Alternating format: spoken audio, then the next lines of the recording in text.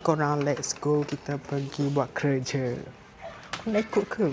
Tak payahlah korang tak payah ikut lah. Korang nak ikut saya ke korang? Okay lah, tapi saya tak tunjuk apa yang saya buat kerja. Okay, korang set je. Lepas tu kita balik. Okay, let's go korang, let's go. Kita pergi buat kerja, set. Let's go korang. Set je korang, dalam taman je korang. Dalam taman je. Hari kita nak balik dah lah ni, kita tunggu set je. Dia nak pergi buat kerja dalam taman je. Tapi korang tunggu, okay, stay tune lagi ya. Kita pergi mana-mana kita tunjuk kat korang. Okay korang jangan lupa like. And sebelum tu korang jangan lupa like, subscribe and like tahu. Saya tunggu korang, okay. Dalam taman je korang, tak pergi mana pun. Dalam taman je. Lagi baru keluar taman, luar taman. Okay korang tunggu, okay. Bye, kita jumpa lagi. Dalam taman je korang.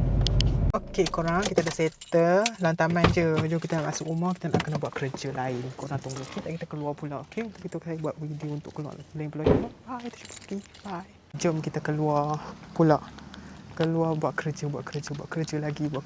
Sampai pukul berapa?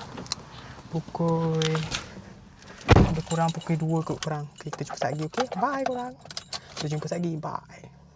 Kita dah kita buat kerja dulu. Esok kita cuti. Nak bawa korang pergi jalan-jalan. Korang nak ikut tak? Kalau korang nak ikut, korang komen di bawah. Kalau korang tak mau ikut, korang komen no. Kalau korang nak ikut, korang komen nak. Okay. Esok kita akan bawa. Kalau korang nak, korang ikut saya. Kita pergi jalan esok, okay korang? Dah habis dah. Baiklah, habis dah. Bye korang. Bye.